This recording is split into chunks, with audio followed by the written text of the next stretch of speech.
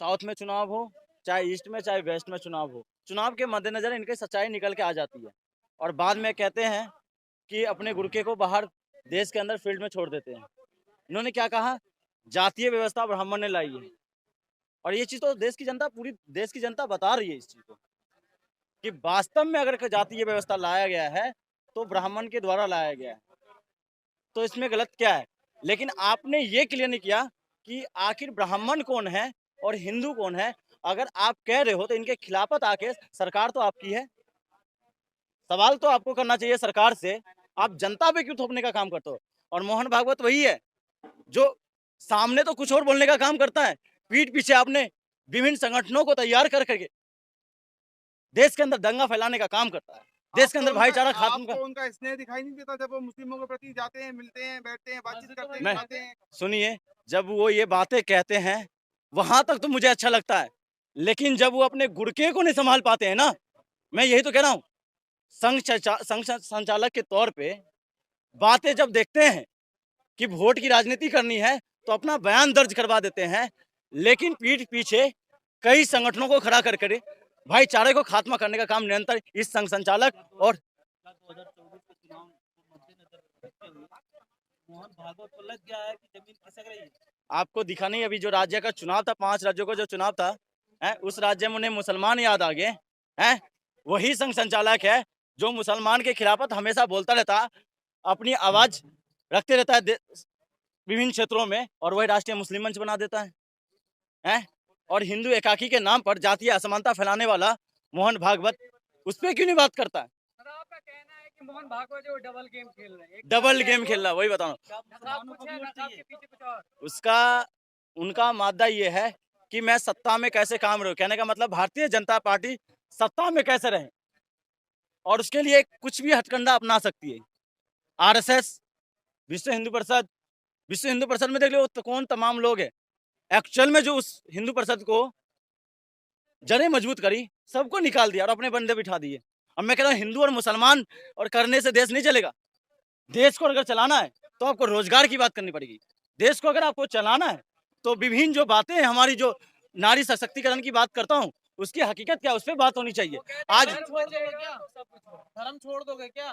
धर्म खतरे में है, धार्मिक संसदें हो रही है पूरे देश। अगर धर्म, तो हिंदू महासभा ने आजादी से पहले से भी खतरे में बताया था, और वही हिंदू महासभा है, वही आरएसएस है जिसने भारत के कई टुकड़े किए। आपको पता नहीं है पाकिस्तान किसके किसके बूते बनाए, जिन्ना किसके बूते प्रधानमंत्री का पद अपने आप को संभाल, बोला था कि मैं प्रधानमंत्री बनूंगा, यही पीछे एक रास्ते से श्यामा प्रसाद मुखर्जी ने बनवाया था, हेड गवर्नर के माध्यम से बना था।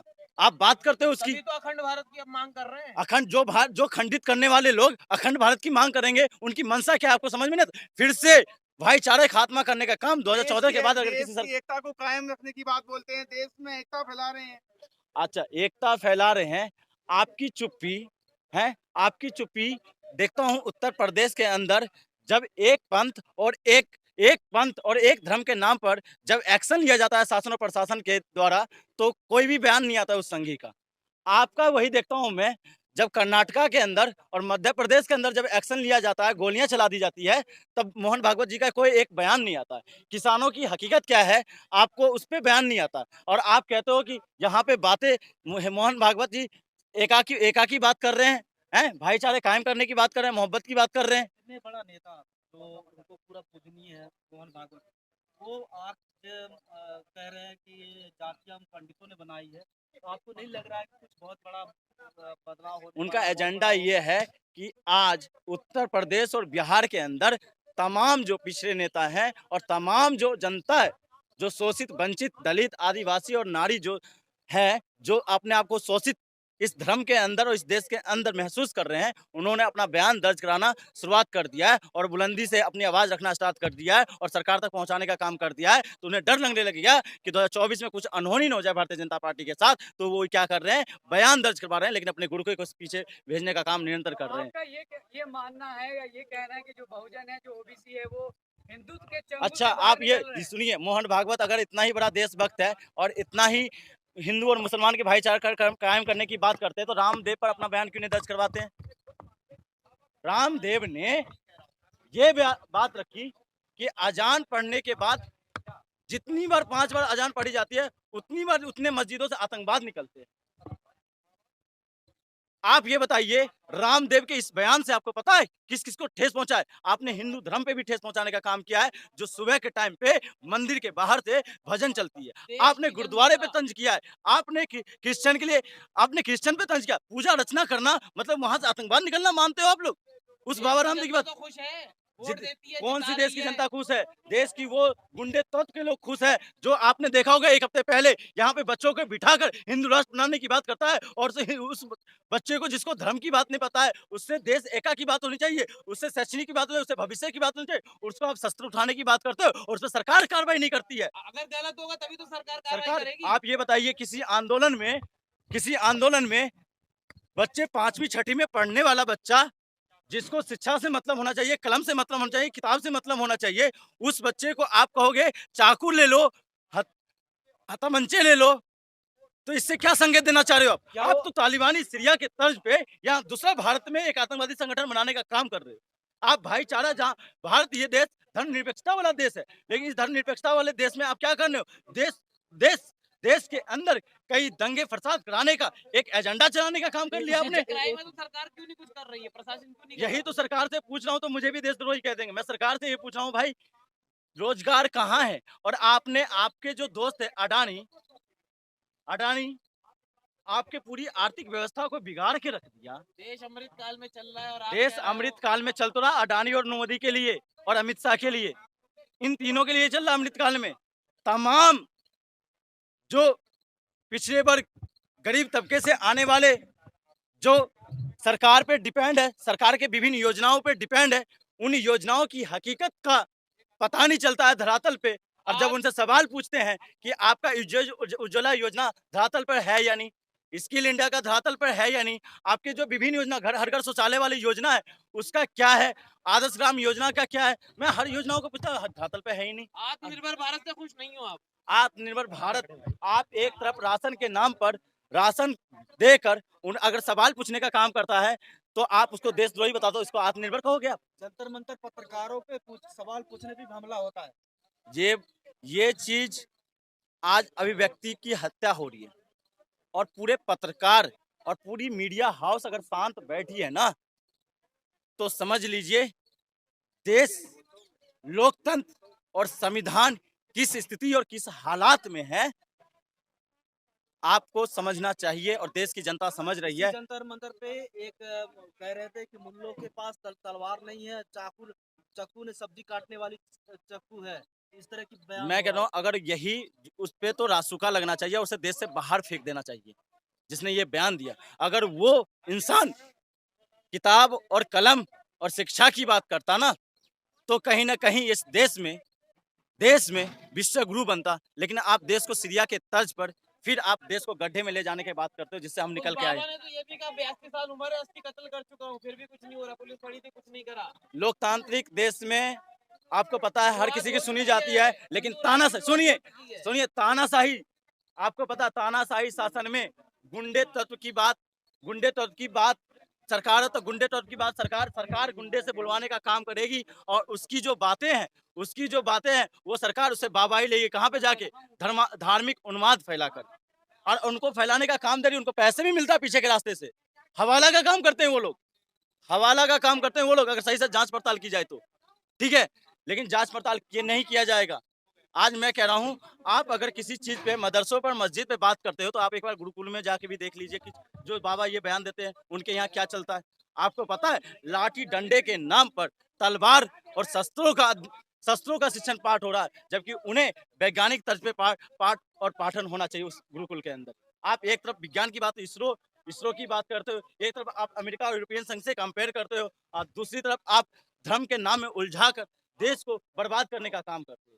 अरे भाई, वो आस्था है, आस्था को वास्तविकता से क्यों तुलना करते हो? वास्तविकता अलग है, आस्था अलग है। हर धर्म का अपना अपना एक आस्था है, और आस्था क्या होता है हमारे लिए? शांति के लिए होता है हमारे। शांति के लिए होता है हमारी। उसको आप अगर कह दोगे हकीकत को लेकर और उसको आप क्या करो अभियंत्रिक के तौर पर उसे यूज करोगे तो कहीं ये कामयाब नहीं होगा।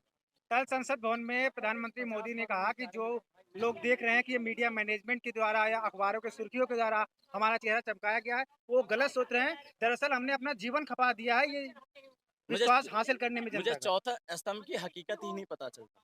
हकीकत ऐसे नहीं पता चलता। कभी भी मीडिया हाउस सरकार का पक्ष नहीं लेता, जनता का पक्ष लेता है और उसमें कहीं ना कहीं भूमिका सरकार से ज्यादा अगर किसी की भूमिका होती है तो विपक्ष की भूमिका होती है। आज इसी जंतर मंतर पे आपने भी देखा होगा कांग्रेस की महिला मोर्चा ने अपनी आवाज बुलंद करी थी और मेन मीडिया का एक चैनल इस प्रांगण में नहीं आया, तो आप समझ सकते हैं कि देश की हकीकत इस टाइम क्या है। क्या बड़ी मीडिया समाज के जो आप दबे कुचले और जो पीड़ित समाज है उनकी आवाज नहीं उठा रही? आप बिल्कुल नहीं, जो बुनियादी समस्या उन पे बात ही नहीं करेंगे। आप पता है बड़ी मीडिया क्या कर रही है? तो विश्वास एक टीका वाले को बुलाएगा, एक टोपी वाले को बुलाएगा और टीका और टोपी के नाम पर डिबेट 5 से 7 चलेगा और ब्रेन वॉश करने का काम क्या चलेगा? देखो हिंदू ने मुसलमान को मार दिया और मुसलमान ने हिंदू को मार दिया और देश की जो बुनियादी समस्या है उस पर बात ही नहीं की जाएगी। आपको नहीं पता आज आपको नहीं पता है? बार बार हिंदू मुस्लिम क्यों किया जा रहा है? क्या देखो हिंदू मुसलमान करके जिनकी रोजी रोटी चल रही है वो यही करेंगे, लेकिन उनको हकीकत नहीं पता है कि देश की जनता जाग चुकी है और उनको जवाब इन जो सेमीफाइनल बता रहा हूँ 2023 में जो होने वाला 9 राज्य के चुनाव उसी में मिल जाएगा इनको। तमाम मध्य प्रदेश, राजस्थान, तेलंगाना, कर्नाटक और तमाम राज्य में जो चुनाव होने वाला है उनमें उनको हकीकत निकल के आ जाएगी कि हकीकत क्या है। वो मीडिया हाउस को खरीद ले लेकिन वो देश की जनता की आवाज को नहीं खरीद पा रही, देश की जनता की आवाज को नहीं खरीद पा रही। लेकिन मैं ये चाहता हूँ कि आप जो सोशल मीडिया के जो लोग हैं जो अपना चैनल के माध्यम से आप जनता की आवाज को बिल्कुल बुलंद करिए, निरंतर बुलंद करिए। अब बुलंद करने का मादा ये है कि आप पे हमला हो रहा है और देश की सरकार अगर चुप्पी साधी हुई है तो आप जनता का सहारा लीजिए और जनता का सहारा लेकर आप उसको मुंह तर जवाब देने का काम आप लोग कीजिए। आप निरंतर अपनी हिम्मत को जुटा के रखिए, हिम्मत को नीचा मत कीजिए। मैंने कल का भी मामला मैंने सुना है, चांदनी चौक पे एक महिला पत्रकार को पीटा गया। ये छोटा मोटा मामला नहीं है। और सुनिए वो भी पत्रकारिता क्षेत्र से आता है और मेल पत्रकार। बात क्या था, बस विचारधाराओं की लड़ाई थी और मारपीट तक पहुंच गई। एजेंडा सरकार से पूछ के चलाई जाएगी इस देश में, एजेंडा जनता की नहीं चलाई जाएगी।